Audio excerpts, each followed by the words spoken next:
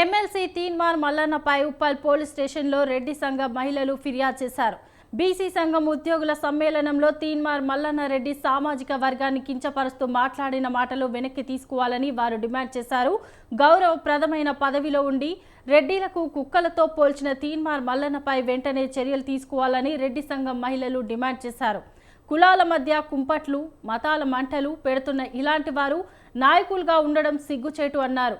భావి భారత పౌరులకు తీన్మార్ మల్లన్న ఏమి సందేశం ఇస్తున్నారని ఆగ్రహం వ్యక్తం చేశారు.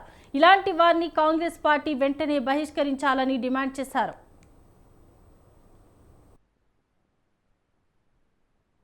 ఇవ్వడం జరిగింది. ఆయన ప్రతి మీటింగ్ లో కూడా రెడ్డి సామాజిక వర్గాన్ని టార్గెట్ చేసి ఏదో రకంగా కించపరిచే విధంగా మాట్లాడడం ఎంత మాత్రం కూడా సమంజసం కాదు. ఇలా ఒక గౌరవప్రదమైన పొజిషన్లో ఉన్నాడు. ఒక ఎమ్మెల్సీగా ఉండి ఇలా కులాలకు అతీతంగా, మతాలకు అతీతంగా, ప్రాంతాలకు అతీతంగా పనిచేయాల్సిన వ్యక్తి ఒక సామాజిక వర్గాన్ని టార్గెట్ చేయడం చాలా అభ్యంతరకరం.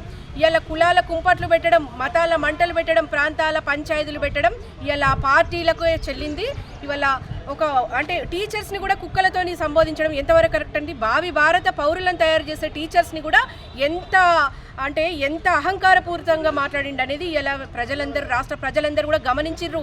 ఇలా రెడ్డి అంటే ఒక్క రెడ్డి తప్పు చేస్తే నువ్వు అంతవరకే విమర్శించు, అంతేగాని టోటల్గా రెడ్డి జాతిని విమర్శించడం ఇది పద్ధతి కాదని తెలియజేస్తున్నాం. ఇలా రెడ్డిలకు ఓపిక నశించినాడు, ఆయన బయట ఎట్లా తిరుగుతాడని నేను ప్రశ్నిస్తున్నా. ఇలా అంటే 10 మందిని దగ్గరకు తీసి ఎంతో మందికి హెల్ప్ చేసిన ఘనత మాకున్నది. ఇలా మమ్మల్ని టార్గెట్ చేసి ఇట్లా మాట్లాడడం చాలా తప్పు.